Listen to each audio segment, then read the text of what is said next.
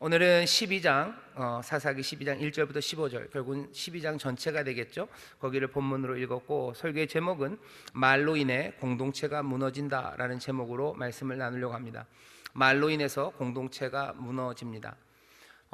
지난주 생각나시죠? 입다가 무슨 일을 했는지 아실 겁니다. 입다가 이상한 서원을 했어요. 하지 말아야 될 말을 내놨습니다. 누가 시킨 것도 아니에요. 하나님이 그렇게 하라고 그런 것도 아니에요. 그냥 자기가 그렇게 했어요. 자기가 그렇게 한 건 어쩌면 하나님의 은혜에 대한 약간의 불신입니다. 하나님의 은혜에 대한 불신이에요. 그것의 반대는 내가 뭔가를 해야, 뭔가 대단한 거, 뻑적지근한 걸 해야 하나님이 나에게 뻑적지근한 걸 주시겠다는 그 생각이죠. 그 생각은 은혜를 오해한 겁니다. 세상에 다른 신들이 있다면, 다른 신들은, 아니면 세상에 다른 사람들은 우리가 내주는 것만큼 내줄 거예요. 뻑적지근하게 대접을 하면 뻑적지근하게 올 때도 있고 안 올 때도 있지만 그것들을 요구합니다. 하지만 하나님, 우리 사랑하는 아버지 앞에서는요, 그런 태도는 하나님을 실망하게 합니다. 하나님의 참되심과 의로우심, 그 선하심과 그리고 그 놀라우신 풍성하신 은혜, 그것에 대한 부정이 됩니다. 하나님은 그런 하나님 아니셔요. 그러면 섭섭해 하시고요, 이 섭섭해하는 것을 넘어서 여기 입다처럼 말도 안 되는 이야기들, 그것들을 내어놓고 달아가기 시작할 때 하나님의 사랑과 은혜가 변함은 없어요. 하지만 우리의 인생이 고달파지고 그리고 힘들어지는 겁니다. 은혜를 믿으면 우리에게 기쁨과 그리고 감사가 넘치는데, 은혜를 못 믿어서 우리가 얼마나 안달복달하고 이것저것 무슨 서커스 같은 일들을 하면서 잠 못 자고 힘들어하고 그러고 지쳐가는지 모릅니다. 여기 입다의 이야기를 보면서요, 우리가 하나님에 대해서 잘 알아야 되겠구나, 세상에 하는 말로 하나님이 이런 분이구나 라고 생각하고 지레 짐작하고 우리의 삶을 들들 볶아야 될 이유는 없습니다. 하나님의 은혜 충만하게 우리에게 주셔요. 우리가 무엇을 드려야 은혜를 주는 것 아닙니다. 하나님이 은혜를 먼저 주셔요. 그리고 그것 안에서 우리가 우리의 삶을 또 온전히 하나님에게 드리면 되는 겁니다.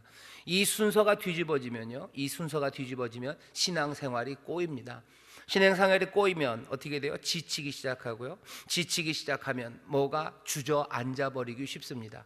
하나님을 향해서 한탄하기 시작해요. 하나님 왜 이러시냐고 불평하기 시작하고요, 그리고 그 다른 길들을 찾으려고 이리저리 두리번거립니다. 하지만 변함없이 충만하신 그리고 늘 영원하신 그 사랑과 은혜, 그것들을 먼저 받아들이는 사람들, 그 사람들은 내 모든 삶을 하나님 앞에 내어드리기 시작해요.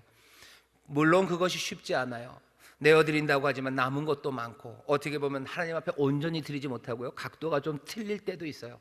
하지만 그것이 우리로 하여금 안타깝고 더 잘하려는 마음은 있지만 우리에게 불평이나 실망이나 아니면 주저앉게는 하지 않습니다. 왜? 은혜가 먼저 우리 가운데 있기 때문이에요. 입다는 그걸 모릅니다. 그러니 슬픈 거예요. 하나님의 은혜를 좀 더 잘 알고 세상에 하는 말들과 하나님의 말씀들을 구별할 수 있었다면 어쩌면 입다는 더 행복하게 하나님을 섬기고 하나님 앞에 쓰임받을 수 있었을 텐데, 하나님 앞에 쓰임받아서 결국 이스라엘을 구해내기는 했지만 그 인생 가운데는 쓴맛이 가득합니다. 무남동녀를 잃어버린 거예요. 자기의 무남동녀입니다. 아들도 없어요. 딸도 딸이 둘이 있는 것도 아니에요. 딸이라고 딸롱 하나, 자식이라고는 개 하나입니다. 아마 어쩌면 대리 사이처럼 들여와서 자기의 대를 잇게를 할 수도 있었어요. 근데 그 무남동녀마저 입다는 잃어버리고 어쩌면 슬픔과 그리고 안타까움 그리고 비탄에 쌓여서 살아갑니다. 하나님이 입다를 버리셨습니까? 아니요, 버리진 않으셨어요. 네, 입다를 버리진 않으셨어요. 하지만 입다가 하나님을 잘 모른 겁니다. 그러니 우리 사랑하는 성도 여러분들, 더욱더 주를 아시기를 주의 이름으로 축원합니다. 힘써 여호와를 알자. 힘써 여호와를 알자. 주의 은혜를 알고 주의 인도하심을 아는 것, 그것이 내 삶에도 복이고요, 지난주 설교하면서 마지막에 얘기했지만 사실은 내 딸들, 내 자녀들에게도 복입니다. 내가 그 은혜를, 내가 주를 모르면요, 내 딸들이 슬퍼하는 거예요. 내 딸들이 슬퍼집니다. 우리가 자녀들에게 뭔가 좋은 걸 주려고 온갖 노력들을 다 하시죠. 하지만 그 노력 가운데 어쩌면 가장 먼저 그리고 분명하게 해야 되는 것은 내가 여호와를, 내가 그 은혜를 온전하게 알아서요, 내가 그 은혜에 합당하게 살아가는 것, 그것이 내 자녀에게 복이 됩니다. 내 자녀들이 즐거워져요. 사사기 처음에는 여러분들 아시죠? 갈렙이 하나님의 말씀대로 순종하며 용감하게 믿음으로 가요. 그러니까 갈렙의 딸이 좋은 남편 온니엘도 없고, 또 좀 아버지가 공평하게 하려고 그랬는지 아주 기름이 줄줄줄줄 흐르는 땅을 주지는 않았어요. 유다 남쪽에 있는 네겝, 그 약간 좀 황량한 땅을 줬지만 아버지가 땅도 주시고, 또 우물을 달라고 하니까 또 우물도 주시고, 그렇게 평안하게 그 딸이 행복합니다. 하지만 여기 사사기 11장 입다쯤 오니까, 중간쯤 오니까 벌써 딸들이 슬퍼지기 시작하는 거예요. 여자들이 울기 시작해요. 매년마다 해마다 길르앗 사람 입다의 딸을 위하여 나흘씩 여자들이 울기 시작합니다. 나중에 사사기 끝에 20장 21장 가면요, 이때는 정말로 정신없어요. 얼마나 여자들이 막 죽습니다. 여자들이 당하고 찢기고, 너무 미리 슬픈 얘기는 나중에 합시다. 뒤에 가면 어떻게 돼요? 그렇게 됩니다. 자녀들이 슬퍼져요. 자녀들이 결혼할 사람들이 없어져요. 그러니 또 무슨 폭력적으로 결혼을 하기 시작하고, 그런 슬픈 일들이 일어나는 이유, 사사기가 점점 내려가면서요, 누가 제일 아파지기 시작해요? 안타깝게도 모두가 다 아프지만 결국은 제일 연약한 사람들이 더 아파집니다. 여자들이 아파져요. 당시에는. 요즘은 좀 아닙니다. 요즘은 여자들이 제일 약하다는 건 아닌 것 같아요. 여자들이 아파지고요, 그리고 자녀들이 슬퍼지고요, 그리고 조그만 지파들이 짓밟힙니다. 하나님께서 우리를 사랑하셔서요, 우리에게 복을 주시는데 정말로 우리가 제대로 살고 있는지를 확인할 수 있는, 여러 가지로 확인하지만 확인할 수 있는 가장 좋은 것은 그 사회, 거기에서 제일 약한 사람들, 제일 꼴찌에 있는 사람들, 그 사람들이 행복한가요? 그 사람들이 행복하다면, 그리고 그 사람들의 삶이 보호되고 있다면, 그건 어느 정도 우리가 아직도 부족하지만 하나님의 뜻대로 가고 있다는 이야기입니다.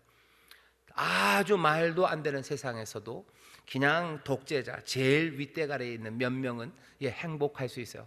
그 사람들이 행복하고 깔깔 웃고 껄껄댄다고 해서 그 세상이 좋은 세상은 절대 아닙니다. 사사기가 우리에게 지금 보여주고 있어요. 지난주에 그래서 입다의 딸이 웁니다. 이스라엘의 여인들이, 길르앗의 여인들이 지금 울기 시작하는 거예요. 12장에 보면 여기에는 울음이 직접 나오진 않습니다. 하지만 이 울음이 퍼져가는 걸 알 수 있습니다. 왜? 에브라임에 4만 2천 명이 죽었어요. 에브라임에 4만 2천이 죽었습니다. 숫자로는 4만 2천이지만 따지고 보면 4만 2천 명의 아버지들이 죽은 거예요. 4만 2천 명의 아들들이 죽었어요. 그리고 4만 2천 명의 남편들이 죽은 겁니다. 그러니 그 아들들과 딸들과 그 부모와 그리고 그 아내, 어떻게 할 것 같아요? 웃어요? 아니죠. 온 에브라임의 눈물바다입니다. 뿐만 아니죠. 에브라임이 그렇게 우는데 다른 사람들은 다 깔깔대겠습니까? 이 길르앗 사람들은 깔깔댈까요? 그러진 않을 겁니다. 뒤돌아서 눈물 흘리죠. 왜? 자기들의 형제들이에요. 자기들의 형제들 4만 2천을 죽이는 일이 생깁니다. 하나님이 암몬에게서 승리를 주셨어요. 그죠? 암몬에게서 아주 큰 승리를 주셨습니다. 그런데 하나님의 도우심으로 승리한 전쟁, 그 은혜를 누리고 나서 얼마 안 돼서예요. 어떻게 알아요? 입다가 이스라엘의 사사가 된 지가 6년입니다. 그러니 아마 에브라임을 이기고 에브라임에게서 이 에브라임의 4만 2천을 죽이고 몇 년, 그렇게 생각하면 암몬과의 전쟁이 끝나고 바로예요.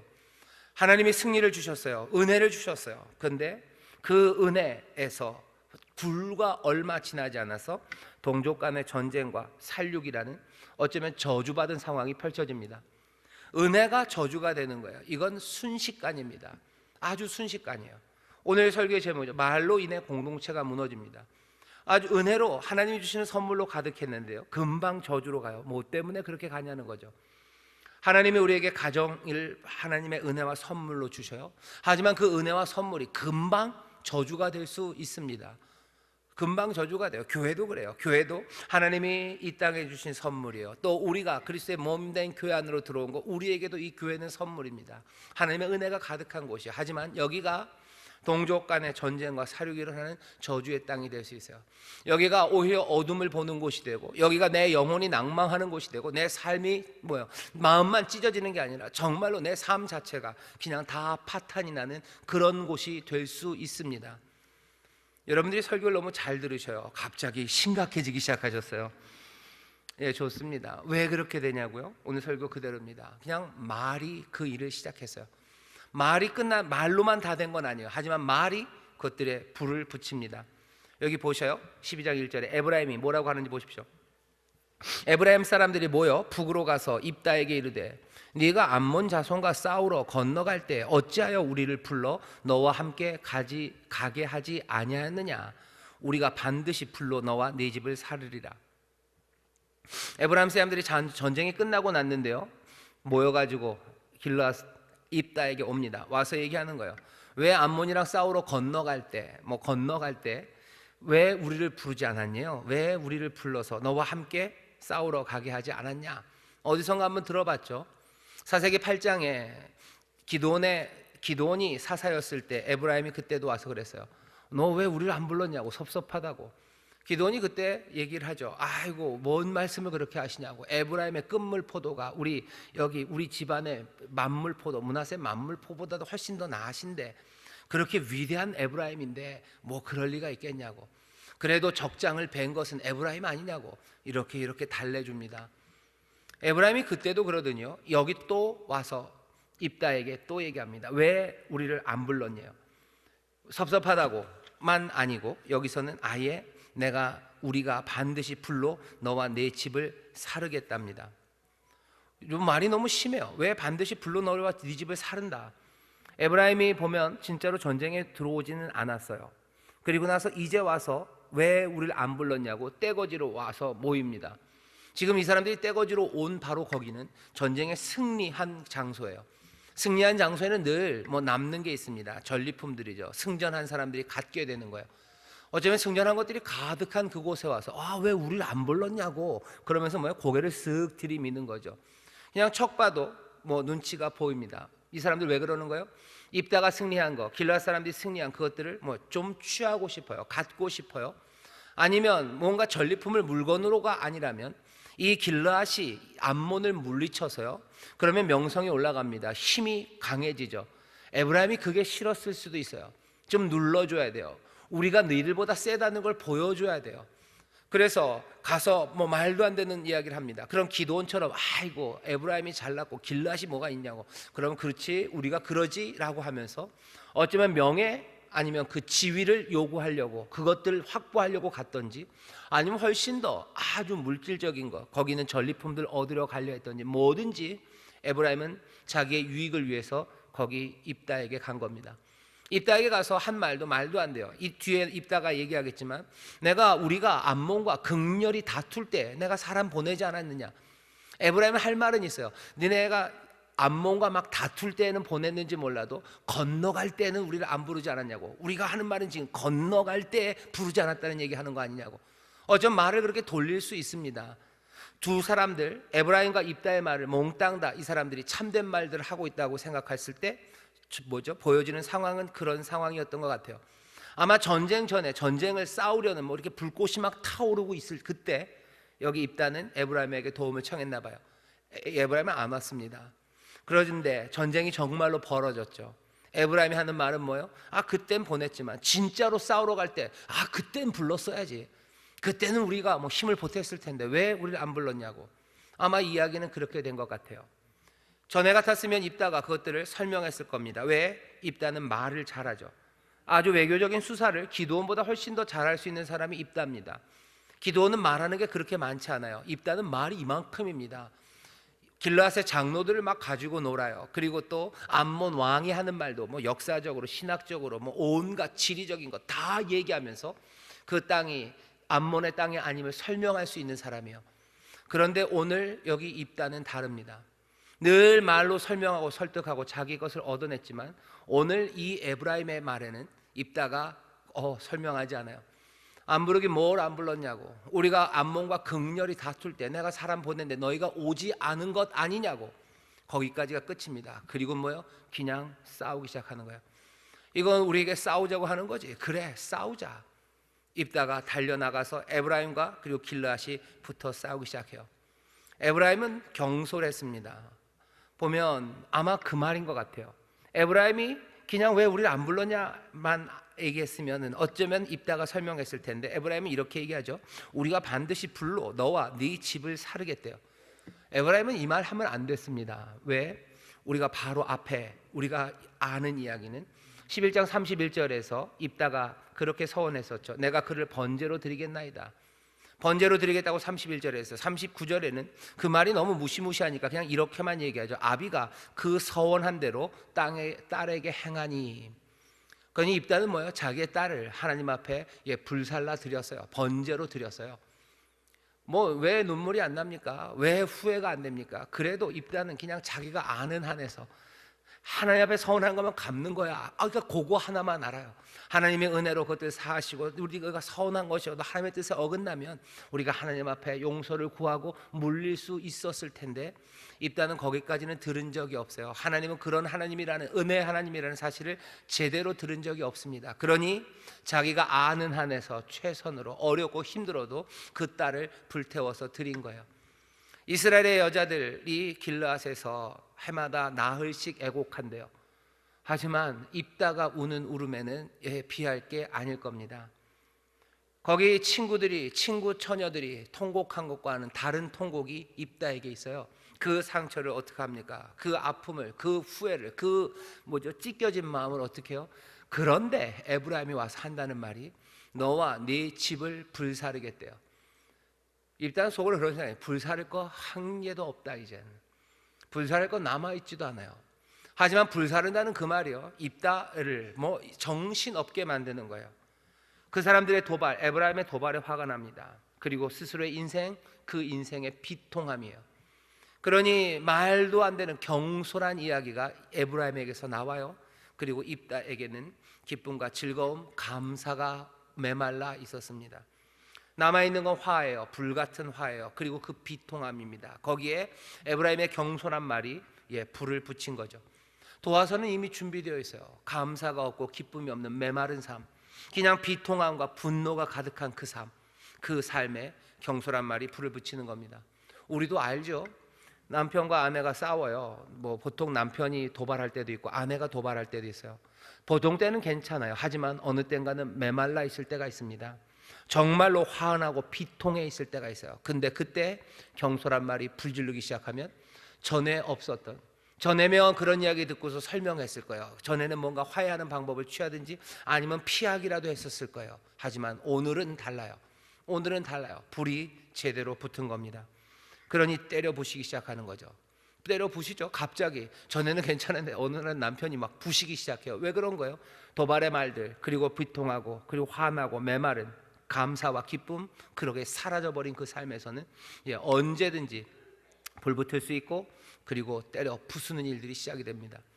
에브라임과 전쟁이 시작돼요. 입다가 그들에게 이르되, 2절입니다. 나와 나의 백성이 암몬 자손과 크게 다툴 때 내가 너희를 부르되 너희가 나를 그들의 손에서 구원하지 아니한 고로 내가 너희의 구원치 아니하는 것을 보고 내 생명을 돌아보지 아니하고 건너가서 암몬 자손을 쳤더니 여호와께서 그들을 내 손에 붙이셨거늘 너희가 어찌하여 오늘날 내게 올라와서 나로 더불어 싸우고자 하느냐 하고, 그 다음에는 아무것도 없어요. 4절입니다. 입다가 길르앗 사람을 다 모으고 에브라임과 싸웠더니, 길르앗 사람들 다 모읍니다. 그냥 가자, 에브라임과 싸운다. 입다는 에브라임과 싸우기 시작합니다. 머리가 이미 되었죠. 그들의 장관이죠. 길르앗은 다 나옵니다. 길르앗은 여기에 대해서요, 왜 우리가 동족끼리 싸웁니까? 라고 얘기하지 않아요. 왜 우리가 에브라임과 싸워야 됩니까? 좀 외교적으로 잘 어떻게 해봅시다 라고 하지 않아요. 길르앗도 불타오릅니다. 왜요? 에브라임이 이미 해놓은 것들이 있어요. 4절입니다. 다시 제가 읽겠습니다. 입다가 길르앗 사람을 다 모으고 에브라임과 싸웠더니 길르앗 사람들이 에브라임을 쳐서 파하였으니, 이는 에브라임을 쳐서 파했어요. 아주 박살을 냈다는 거예요. 에브라임을 밀어내고 쫓아냈다는 것도 아니에요. 아주 혼쭐을 내줬다는 것도 아니에요. 아예 쳐서 파했습니다. 아예 부숴버렸어요. 왜 그렇습니까? 이는 에브라임의 말이, 이 사람들 에브라임이 이런 말들을 했어요. 너희 길르앗 사람은 본래 에브라임에서 도망한 자로서 에브라임과 므낫세 중에 있다 하였습니다. 전에서부터 에브라임 사람들이요, 에브라임 지파가 길르앗 사람들에게 하는 말이에요. 너희는 우리에게서, 에브라임에게서 도망한 자다라고 놀렸어요. 이유는 그런 거겠죠. 요단강 건너편에 사는 사람들이에요. 길르앗은 요단강 건너편입니다. 동쪽이에요. 사실은 모세 때부터 그렇게 제대로 받은 땅이지만 그래도 본토는 요단강 이쪽 서편입니다. 거기에서 제일 세고 큰 지파가 에브라임이에요. 그러니 길앗을 놀리는 거예요. 너희는 우리에게서 도망간 자들이지. 도망갔다는 이야기는 실패한 사람들이라는 거예요. 그 안에는 뭐 도망간 노예들 아니면 비천한 사람, 깜보고 늘 깜봤어요. 길앗 니네가 뭐, 니네는 우리에게서 도망간 사람들이, 너희는 요단강 동편에 있지, 어쩌면 하나님의 약속 바깥에 있는 사람들이지, 너희는 뭐 노예고 종이고 별것도 아닌 것들, 늘 그 이야기를 길앗 사람들이 들었습니다. 이제 자기들의 지도자 입다가 일어선 거예요. 입다에게 불이 붙은 거죠. 경솔한 말, 너와 네 집을 불사른다는 그 말에 말도 안 되는 싸우자는 거지. 그리고 일어서요. 길앗을 모읍니다. 길앗도 좋아요. 우리 싸워야 돼요. 이제껏 우리가 당한 거, 짓밟힌 거, 모욕의 말들 쌓을 만큼 쌓일 만큼 쌓였어요. 그러니 길앗이 정신없이 싸웁니다. 온 힘을 다해서 싸웠던 것 같아요. 그 모욕이 폭발한 겁니다. 그러니 에브라임이 당해낼 수가 없습니다. 길앗의 분노예요. 그리고 또 뭐죠? 입다의 분노입니다. 그리고 입다는 옛날부터 전에서부터 싸움 잘하기로 유명한 사람이었어요. 어떻게 되죠? 이렇게 됩니다. 길앗 사람이 에브라임 사람 앞서 요단 나루턱을 잡아 지키고 에브라임 사람의 도망하는 자가 말하기를 청컨대 나로 건너게 하라 하면 그에게 묻기를 네가 에브라임 사람이냐 하여 그가 만일 아니라 하면 그에게 이르기를 십볼렛이라 하라 하여 에브라임 사람이 능히 그 구음을 바로 하지 못하고 십볼렛 이렇게 하면 길앗 사람이 그를 잡아서 요단 나루턱에서 죽였더라. 그때 에브라임 사람의 죽은 자가 42,000명이었더라. 사람으로는 구별 안 됩니다. 어떻게 해요? 요단 나루턱, 이것도 기드온 때를 생각하게 해요. 그때는 에브라임이 요단 나루턱을 지켰어요. 그리고서는 퇴각하는 미디안 군사들과 그 장군들을 거기에서 죽였습니다. 뭐죠? 바위 반석 위에다 때려 죽이고 그 포도주 틀에다가 던져서 죽인 바로 그 에브라임이에요. 전에는 자기들이 요단 나루턱을 지키며 미디안을 죽였는데 이제는 적전되세요. 반대죠. 이제는 에브라임이 그 요단 나루턱에서 죽어갑니다. 에브라임 사람을 확인하는 방법은 말이에요. 또 말이죠. 에브라임 사람이 말을 잘 못했어요. 여기도 이제 또 말을 잘 못해서 죽습니다. 그냥 그대로 보여주는 거예요. 십볼렛이라고 말해봐라 하는데 그 발음을 못해요. 히브리 단어의 제일 끝에 보면요, 신 있어요. 쉰이에요. 하나는 그러니까 H가 있죠. 그러니까 S인데 뭐 신이고요, 쉰이 있어요. 여기 이게 쉰, 그래서 십볼렛, 쉽볼렛 이렇게 하려는 건데 뭐 사람들이 뭐 말이 많습니다. 뭐 개역개정은 이게 뒤집어져 있고요.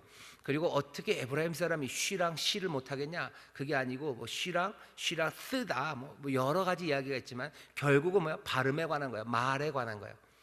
에브라임에게 말을 시키는 겁니다. 그리고 말을 잘 못하면 그리면 죽였어요. 뭐 어떻게 그럴까? 우리나라도 그렇죠. 뭐 죄송합니다. 뭐 놀리려고 하는 건 하나도 아니고요. 경상도 분들이 잘 안 듣는 발음이 있어요. 의사죠. 의자 그리고 쌀 뭐 이런 거 잘 안 돼요. 해도 구별이 안 돼요. 쌀 해봐. 그래 쌀 아니 쌀 그러면서 답답해요. 똑같은데 그러면은 아니 다르대요. 분명히 자기들은 다르게 말했다고 그러더라고요. 뭐 그런 이야기입니다. 말을 잘못했어요. 에브라임이 말을 잘못했습니다. 그러니 죽이는 그 자리에서도 발음해라. 말 잘못한 에브라임을 죽여요. 얼마나? 42,000명을 하나씩 잡아 죽입니다. 이건 얼마나 슬픈 일입니까? 경솔하게 말했어요. 근데 왜 도대체 에브라임은 그렇게 말했을까? 입다에게뿐만 아니라 왜 계속해서 길앗 사람들에게 그렇게 얘기합니까? 우리는 알아요. 이 사람들이 왜 그런지 압니다. 이렇게 경솔하게, 이렇게 거드름 피우는 말들, 불평하는 말들, 싸움 거는 말들.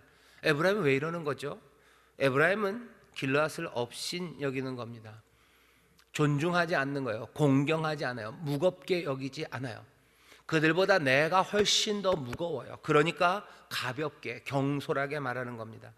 그러니 거드름 피는 거예요. 그러니 불평하는 겁니다. 그러니 말도 안 되는 걸로 싸움을 거는 겁니다. 업신 여기는 마음, 교만함이 에브라임에게 있습니다. 여기 그런 교만함이요, 아무렇게나 막말을 하게 하죠. 그리고 무례하게 말하죠. 그리고 자기에게 유리하게 막 그냥 우깁니다. 우리도 이게 뭔지 알아요. 아무 말이나 우기는 사람이 있어요. 그런 사람들은요, 자기가 더 높다고 생각해요. 아닌데 애기들이 우기던데요. 애기들이 우길 때는요, 지가 더 높다고 생각했기 때문에 우기는 겁니다. 겸손해서 우리 아이들이 우리에게 우기는 건 아니에요. 뭐 3살, 2살, 뭐 미운 5살인가요? 5살짜리들이 엄청 우깁니다. 걔들은 알아요.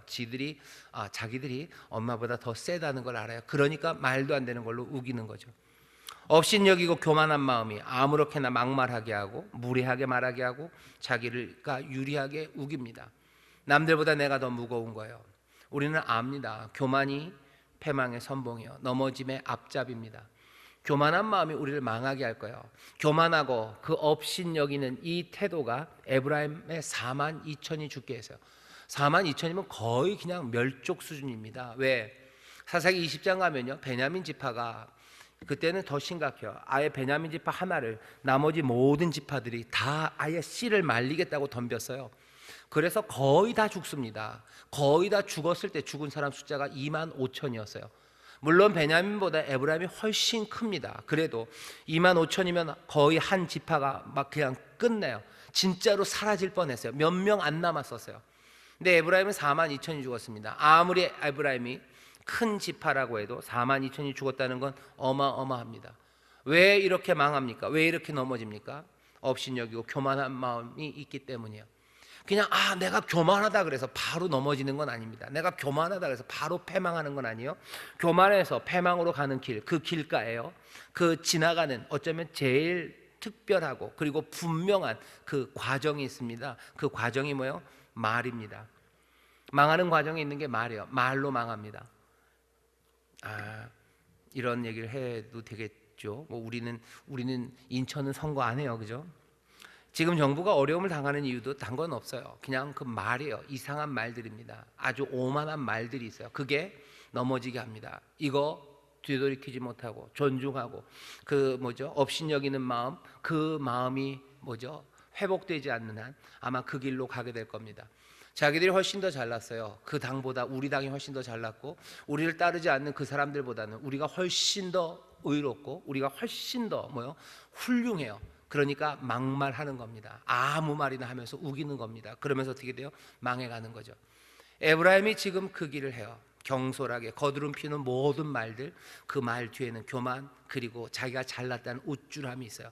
내가 훨씬 더 중요하고 크고 내가 무거워요. 그러니 아무렇게나 말해도 돼요. 하지만 그 말이 패망, 넘어지게 합니다. 말로 인해서 자기도 망해요. 자기만 망해요? 아니요. 사실은 길르앗은 길르앗대로 그 4만 2천을 죽여놓고 성하겠습니까? 아니요. 성할 리가 없어요. 온 이스라엘 땅이 그것들을 보면서 즐거워하고 감사하고 기뻐합니까? 아니에요. 서로가 서로에 대한 불신들, 까딱하다가는 우리도 서로 찌르고 죽이는 그런 사람들이 되겠구나. 전에는 우리가 한 지파 한 형제인 줄 알았는데 이거 마냥 믿을 건 아니구나. 서로를 향한 신뢰가 깨져버리고요. 그리고 또 서로를 의심하기 시작하는, 점점 더 힘들어지고 억울해지고 그리고 가슴 아픈 일들, 그것들이 시작됩니다. 어디서부터요? 업신여김과 교만이 만들어내는 그 말이에요. 하지만 말로만은 아니었죠. 뭐가 있었어요? 에브라임은 말을 잘못했습니다. 길르앗과 입다, 이 사람들에게 뭐가 있었어요? 이 사람에게들은 뭐가 있었냐면 비통함과 분노가 있었어요. 비통함과 분노가 여기 잠재적으로 있는 곳에서는 언제든지 망하고 터져갈 수 있습니다. 이 비통함과 그리고 이 슬픈 분노가 기쁨과 감사로 바뀌어지지 않는 한 모든 공동체는요 늘 위험합니다. 자녀들이 아무것도 아닌 것 같고 괜찮아 보이지만 그 자녀들 가운데 비통함과 그리고 그 분노가 있으면요 이건 언젠가 터집니다. 뭔가 잘못 불붙으면 터지는 거예요. 우리의 자녀들이 그 분노와 그 비통함이 기쁨과 감사로 바뀌어져야 그곳은 안전하고 하모니가 이루어집니다. 기쁨과 감사로 바뀌어지려면 누가 잘해야 돼요? 부모가 잘해야 됩니다. 근데 그게 잘 안 돼요. 왜? 이 아이들의 비통과 분노함 대부분이 여기서 시작된 거예요. 이 양반들이 바뀌지 않는 한 하면 할수록 계속해서 분노와 비통함만 만들어낼 거예요. 분노하고 비통한 상황에 있는 자녀들을 위로한답시고 하는 모든 것들이 오히려 더 분노하게 만들고 비통하게 만듭니다. 내가 하던 방식으로는 이 화해를 그리고 이 변화를 만들어낼 수 없습니다. 없던 것을 만들어낼 사람은 한 분밖에 없으셔요. 하나님만이 없던 것을 만들어내셔요. 내가 내 자녀에게 기쁨과 감사를 만들어내지 못했는데 내가 어느 날 갑자기 만들어낼 수 있습니까? 내가 그냥 마음만 바꿔 먹으면 됩니까? 천만의 말씀은 안 됩니다. 마음 바꿔 먹어도 안 돼요. 이건 어떻게 되는 거예요? 하나님이 역사하셔야 돼요. 말씀이 세상을 만드시듯이 그 말씀이 없는 것에서 이제 새로운 것들을 만들어내시는 그 은혜와 그 능력과 그 변화가 있어야 돼요. 그 새로움을 주셔야 돼요. 위로하시고 또 회복해 하시고 새롭게 하셔야 우리가 우리의 자녀에 있는 그 비통함과 분노를 기쁨과 감사로 바꿀 수 있고, 우리를 통해서뿐만 아니라 때로 하나님께서 정말로 우리와는 또 상관없는, 부모와는 상관없는 은혜 가운데 기쁨과 감사로 채웁니다. 그래야 그 바짝 말랐던 그 화약 덩어리들은 비 맞은 화약이 돼요. 비 맞은 화약은 터지지 않습니다. 그 안에 있는 모든 고통들, 비난들, 그리고 비통함, 분노들, 은혜의 담비, 그리고 하나님이 주시는 놀라우신 기쁨들, 감사들, 그것들이 채워질 때 우리 안에 있었던 그 위험한 것들은 사라지기 시작하고 정말로 하나로 묶여지기 시작해요. 그게 오늘 우리가 읽는 이 말씀이 우리에게 알리는 바입니다. 에브라임만 잘못한 건 아니에요. 입다가 잘못했죠. 길르앗 잘못했죠. 하지만 우리는 알아요. 누가 먼저 시작했나? 구태여 따지자면 에브라임이 잘못했습니다. 적어도 분노한 화약들이, 바싹 마른 화약들과 풀들이 있었어도 불씨를 던진 사람들은 에브라임입니다. 그러니 조심하셔야 돼요. 말이 얼마나 중요한지 다시 한번 보셔야 됩니다. 말은 중요합니다. 에브라임의 망령된 말 조심하셔요. 그리고 오늘 이야기는 아니지만 지난주에 뭐였어요? 입다의 그 부족하고 무지한 말 우리가 들었었어요. 무지를 깨기 위해서 힘써 여호와를 아셔야 돼요. 망령된 말, 망령된 행실, 그리고 내가 아무렇게나 교만으로 하는 말, 그거 버리기 위해서요, 하나님 안에서 교만을 버리고 겸손한 은혜 앞에 정말로 또 감사로, 은혜 앞에 감사로 서서 내 말고 다른 사람들을 더 낮게 여기는, 더 존중하고 공경하고 무겁게 여기는 그 일들이 시작될 때 우리의 말들이 변합니다. 너 남을 더 낮게 여기라 그러죠. 예수님 그러시죠. 너보다 남을 더 낮게 여겨라. 그렇게 겸손하게 너 살아야 된다. 그래야 말이 바뀐답니다. 우리 사랑하는 인천수목회 모든 성도 여러분들, 가정에서 그리고 또 이 교회에서 어디가 되었든지 간에 그 공동체가, 그 모임이 제대로 하나가 되고 그 안에 무너지는 것 대신에 뭔가 소망이 넘치고 좋은 것들로 발전해 가기 위해서는요, 그 안에 있는 말들이 어떤 말이요? 업신여기는 말, 내가 더 잘났고 너는 못났기 때문에 하는 말들이 아니라 나보다 네가 더 낫고 나보다 네가 더 무겁다고 생각해서 하는 공경의 말들, 그리고 그 온순한 말들, 그 은혜의 말들, 그 말들이 시작될 때 가정도 교회도 그리고 어떤 사회나 공동체도 무너지는 것 대신에 점점 더 어떻게 되죠? 쌓아져 갑니다. 점점 더 견고하게 하나 되어가고 자라가게 되는 줄 믿습니다. 교회에서 그래요. 구역에서 그래요. 그리고 가정에서 그렇습니다. 사람들 사이에 그 일은, 다시 말씀드릴게요, 이건 그냥 억지로 되는 건 아니에요. 그냥 사실은 내가 잘났다고 생각하고 쟤들은 아무것도 아니라고 생각하면서 이빨린 말들로 하는 거, 그건 뭐예요? 그건 분노와 비통함만 쌓아갈 뿐이에요. 내 마음이 변하지 않으면 내가 정말로 겸손해져서 그 사람들을 나보다 더 낮게 여기고 무겁게 여기고 정말로 내가 겸손함으로 하는 말이 아니라면 오히려 상황을 악화시킬 뿐입니다. 그러니 어려운 거죠. 누가 마음을 다스립니까? 누가 마음을 바꿉니까? 그러니 기도하는 거예요. 다윗이 기도하죠. 성령님 내게 오셔서 내게 정결한 마음 주시라고, 하나님의 영 성령 내게서 떠나지 마시라고, 나로 주님 앞에서 정말로 겸손하게 내가 주님 앞에서 또 주가 주시는 도우심으로 내 마음을 변화시켜 달라고 그렇게 기도하는 겁니다. 우리에게 주신 약속은 뭐죠? 얼마 전에 설교했습니다. 예레미야 31장 31절에 우리에게 새 언약을 주신대요. 너에게 새 언약을 세운다. 이제 그 말을 바깥에 두지 않고 너희 마음에 그 안에 두겠다.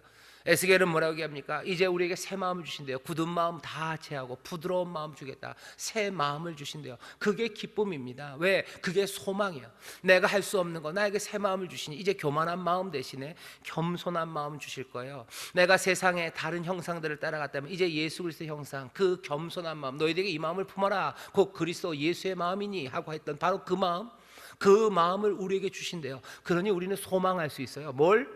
내가 이 겸손한 마음으로 정말로 진실되고 참되게 다른 사람들 향해서 위로하고 격려하고 축복하고 또 그들에게 정말로 진리를 말하기 시작할 때 이 공동체는, 이 가정은, 이 땅은 무너지는 대신에 하나님의 복 주신 가운데 점점 더 흥황하여 가고 점점 더 견실하게 지어져 갈 것, 그것들을 꿈꿀 수 있습니다. 하나님의 복이 어떻게 임합니까? 말씀드렸죠. 하나님이 어떻게 회복한다고 그러셨어요? 새로움이 어떻게 임한다고요? 우리 마음에 새 것들을 주신답니다. 세상이 어떻게 바뀔까? 내 가정이 어떻게 바뀔까? 교회가 어떻게 바뀔까? 갑자기 무슨, 저는 그런 생각 많이 합니다. 이런 목사가 이상한 생각을 많이 하네요. 그냥 우리 저기 뭐죠? 저 뒤에 주차장이 있어요. 우리 저 주차장에서 갑자기 석유가 쏟아져 나오면 얼마나 좋을까? 그런 교회가 복될 것 같고 그래요. 아니면 이런 생각, 이건 조금 나은가요?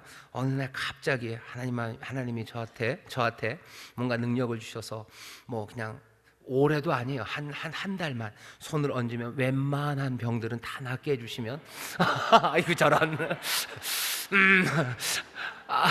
아멘 하시면 안 되는데 그건 나중에 하나님이 주실 거예요. 그런 거 있어 얼마나 좋을까 이런 생각해요. 그거는 우리의 상상이에요. 근데 하나님이 주시는 새로움은 어떻게 우리를 바꿔내시겠대요? 어떻게 기쁨이 가득하게 하시겠대요? 우리에게 새 마음을 주신대요. 그게 얼마나 복된지에 대해서 우리가 다시 한번 생각하셔야 돼요. 우리에게 새 마음을 주셔서 정말로 우리가 서로를 향해서 업신여기는 게 아니라 겸손한 가운데 사랑하는 마음으로, 정말로 뜨거운 마음으로 우리가 진리를 말하고 서로 격려하고 위로하고 할 때, 그때 누리는 기쁨과 거기서 생겨나는 놀라운 변화들, 거기에 하나님이 주시는 복들이에요. 거기에 하나님께서 주차장에서 석유가 나오게도 하시고 치료하는 능력도 주시고 심은 것을 30배, 60배, 100배로 복을 얻게 하시고 하나님의 은혜로 그렇게 살아가게 하시는 그 삶들의 꿈들을 우리에게 주시는 겁니다. 말로 인해서 공동체는 무너져요. 하지만 우리에게 새 마음을 주셔서 새로운 말들, 복된 말들, 그리고 또 기쁨과 감사로 넘치게 하실 때 우리를 하나 되게 하십니다. 사사기는 그 길을 거꾸로 갔기 때문에 점점 더 어두워지고 점점 더 여인들과 그리고 아이들이 슬퍼하고 울고 죽어가고 찢기는 그 상황으로 간 겁니다. 다시 한번 이 말씀을 통해서요, 우리가 이 내리막길들을 보면서 가슴 아파하시고, 하지만 너무 가슴 아파하지만 마셔요. 내리막이 어떻게 내려가는지 분명히 보이시기에 어떻게 올라가고 어떻게 은혜를 누리는지 우리에게 보이십니다. 오늘 설교의 제목이 말로 인해서 공동체가 무너진다. 반대는 뭡니까? 우리에게 새 마음을 주셔서가 중요합니다. 우리에게 그냥 말만 바뀐다고 되는 건 아니에요. 그건 거짓일 수 있어요. 우리에게 새 마음을 주셔서 우리로 다른 말을 하게 하실 때 우리의 공동체는 생명으로 풍성해질 줄 믿습니다. 우리에게 다른 마음을 주셔서 다른 말들이 우리 가정에 넘치기 시작할 때 우리의 가정이 든든해지고 하나님의 은혜와 복이 넘치게 될 줄 믿습니다. 우리 교회 안에 우리 모두에게 하나님께서 다른 마음을 주셔서 우리가 정말로 사랑과 선행을 격려하고 은혜로 주의 이름을 부를 때 주께서 우리의 교회를 복 주시되 어쩌면 저기에서 석유가 나오기도 하시고 우리가 손을 얹고 기도할 때마다 병자들 일어나게 하시고 우리의 모든 자녀들에게 길을 여시고 하나님의 기적과 능력을 우리로 보게 하실 줄 믿습니다. 하나님이 그렇게 약속하셨어요. 가나안에 가서 보자. 가나안에 가서 보자. 너희가 내 말대로 살아갈 때, 그때 너희가 주의 이름을 부를 때, 그때 내가 너에게 어떤 복을 주는지 너희들 봐라. 그때 한번 봐라. 그러면 온 세상이 너희에게 나올 거다. 온 세상이 너에게 나올 거다. 이 복이 뭐냐고 물으며 나올 거다. 도대체 어찌 이 은혜를 누리며 사냐고 너에게 나올 거다. 그렇게 만들겠다고 하나님이 약속하셨습니다. 하나님 성실하셔요. 그 말씀에 변함이 없으셔요. 입다도 자기가 말한 걸 지키는데 하물며 하나님이 그 말씀하신 바를 지키지 않으시겠습니까? 시건치 않으셔요. 인자가 아니셔요. 사람이 아니셔요. 시건하지 않으셔요. 말 그냥 집어삼켜버리지 않으셔요. 말씀하신 것은 반드시 이루시니 말씀하신 대로 우리의 삶에 순종으로 나아가고 우리의 말이 변하기 시작할 때, 겸손한 마음으로 주를 따르며 우리의 말이 변하기 시작할 때 하나님이 약속하신 그대로 반드시 그 복의 복을 넘치게 하실 줄 믿습니다. 모든 이름 위에 뛰어난 이름을 주실 줄 믿습니다. 머리가 되게 하셔요. 우리로 모든 민족의 복이 되게 하시는, 모든 사람에게 좋은 것 나눠주게 하시는 풍성한 삶을 우리 가운데 주실 줄 믿습니다. 뒤에 나오는 사람들 세사사는 그런 길을 가지 못하고 어쩌면 점점 더 이상해져 갑니다. 그냥 아이들 딴 데다가 시집 보내고 장가 보내요. 어떻게 보면 뭔가를 하나를 하모니를 만들려는 애씀일 수도 있지만 그건 인간적인 노력일 뿐입니다. 솔로몬이 그랬어요. 솔로몬이 여러분들 솔로몬이요 뭐 대단한 사람입니다. 얼마나 대단하냐면요, 이 양반이 부인이 700명이에요. 후비가 700입니다. 그리고 빈장이 300여. 열왕기상 11장 1절에서 3절이요. 뭐 그래 봐야 우리나라 의자왕엔 조금 모자랍니다. 의자왕 3천 궁녀랬는데 그건 궁녀였고, 솔로몬이 후비가 700, 빈장이 300이에요. 온갖 나라에 있는 뭐 여인들, 뭐 애굽 바로의 딸들, 뭐 정신없이. 솔로몬의 왕위를 이은 르호보암의 어머니는요 암몬 여자입니다. 암몬 여자 나아마가 르호보암의 엄마예요. 왜 솔로몬은 그렇게 외국에 있는 사람들과도 많이 결혼을 했어요? 그냥 외국 여자가 좋아서? 아닙니다. 그렇게 정략적으로 결혼하는 거예요. 결혼을 해서 자기 나라를 지키는 거죠. 외교적인 관계를 만들어내는 거예요. 그래서 든든하죠. 뭐 사위의 나라예요, 뭐 장인의 나라예요. 그러니 친밀함을 만들어내기 위해서 사람들은 결혼을 합니다. 고려시대 뭐 왕들이 원나라의 공주들은 결혼을 해요. 그러면서 무슨 연줄들을 만들어내죠. 그러면서 뭐 부마의 나라 뭐 그런 식으로 뭐 서로 그러니까 네트워크를 만들어내는 거예요. 그래서 든든하게 자기들을 지키기 위해서입니다. 여기 보면 입산도 그런 일을 좀 하는 것 같아요. 타국 아니면 다른 지파 아니면 다른 나라 어디까지인지는 잘 모르겠지만 그렇게 혼인으로 뭐 연을 만들기 시작하고 점점 더 많은 아이들을 낳는다는 건 부인들이 많아진다는 거예요. 이제는 손자까지 이야기하기 시작합니다. 그러면서 뭔가 조금 혼란하고 타락하고 고개가 갸우뚱해지고 자기의 부와 유익을 만들어내는 더 높아지고 강해지려는 그 노력들이에요. 높아지고 강해지면 에브라임처럼 되기 쉽습니다. 높아지고 강해지면 오만하고 방자하고 교만하여 허튼 말들, 무지한 말들, 그리고 업신여기는 말들, 그것들로 분노와 비통함, 안 그래도 분노와 비통함이 있는 세상에 그 불을 붙이는 그런 어리석음을 만들어냅니다. 이스라엘 사사들도 점점점 이상해져 가고 있어요. 이제 다음 주에는 삼손을 볼 겁니다. 얼마나 이상한 사람인지, 하나님께서는 또 얼마나 이 이상한 사람을 또 사랑하시는지, 왜 사랑하시는지 우리에게 질문을 던지는 사람, 아주 문제적인 사사, 우리가 삼손의 이야기를 다음 주에서부터 볼 겁니다. 하지만 오늘은 우리에게 주시는 말씀이 분명해요. 말로 인해 공동체가 무너집니다. 말이 바뀌기를 소원하셔요. 그냥은 아닙니다. 변화된 마음 우리에게 주셔서 우리의 말이 바뀌기를, 우리의 모든 비통함과 그리고 그 분노가 주가 주시는 기쁨과 감사로 변해지기를, 그래야 서로 간에 분노로 또 불로 칼로 서로 찌르고 죽이고 멸망시켜서 하나님의 은혜로 주신 것들을 저주가 되게 하지 않는 길, 그 길은 새 마음으로 새 은혜로 새 기쁨으로 우리의 말들이 변하는 바로 그 방식임을 기억하시고, 여러분들 마음의 변화를 기도하시고 조심조심 입을 열어서 여러분들 시도해 보셔요.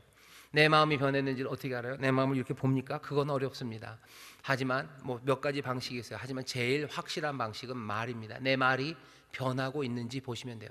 내 말이 변하고 있는지, 내 말 때문에 사람들이 불이 붙는지, 아니면 내 말 때문에 사람들이 평안을 얻는지, 그리고 위로를 받는지, 그거 보시면 됩니다. 그리고 그게 잘 안 되고 이상할 때는 다윗처럼 기도하셔. 내게 정결한 마음을 주시고 겸손한 마음을 주시고 나에게 은혜를 주시고 내게 기쁨과 감사를 주셔서 나로 주의 이름을 부르고 주 안에서 말하게 하여 주옵소서. 나로 다른 방언을 말하게 하신대요. 성령님이 우리에게 오시면 다른 방언을 말하게 하신다죠. 그 방언은 뭐라도 되고요, 내가 할 수 없었던 말들을 말하기 시작합니다. 할 수 없는 말들 있어요. 해보지 않은 말들이 있습니다. 한 번도 해보지 않은 말들이 있어요. 제가 제 친구들 고등학교 때 제 친구들 참 좋은 녀석들인데요, 이상하게 몇 녀석은요 꼭 욕을 해요. 걔한테 한번 얘기해봤어요. 욕하지 말고 말해봐. 그러니까 얘가 말을 못해요. 진짜로 말을 시작하려면 시작이 꼭 욕으로 시작이 돼야 되는데 그 욕이 엇빠지니까요 그냥 밥 먹으러 가자를 못해요. 밥 먹으러 어디 가자라도 꼭 앞에 욕을 한번 붙이고 하거든요. 욕하지 말고 해봐라. 못해요. 못합니다. 진짜로 못해요. 우리가 안 해본 말들 얼마나, 한번 여러분 안 해본 말들 해보려고 해보셔요. 한번 구역장님들에게 아니면 해보려고 해보세요. 아니면 여러분들 교역자들에게 여러분 해보지 않았던 말들, 하지만 은혜와 기쁨 감사 가운데 정말로 해야 되는 그 말들을 한번 해보려고 하셔요. 안 됩니다. 혀 꼬이고요. 뭐 온 손이 막 오글오글거리고 진땀 나고요. 진짜 힘듭니다. 그러니 어떻게 해요? 성령이 말하게 하심을 따라 말하죠. 성령의 도우심을 구하셔요. 그리고 말하기 시작할 때 그때 풀어지고 그때 은혜의 강물이 흐르기 시작하고 하나님의 역사가 그리고 치료하시는 그 놀라우신 능력이 풀어지는 줄 믿습니다. 기도하겠습니다. 하나님 감사합니다. 우리가 어떻게 망해가는지 하나님의 은혜로 주신 가정, 은혜로 주신 교회, 은혜로 주신 이 땅, 이 공동체가 어떻게 무너져 가는지를 봅니다. 주님 기도합니다. 우리 가운데서 경솔한 말이 멈춰지게 하여 주옵소서. 혀는 불이라고 하십니다.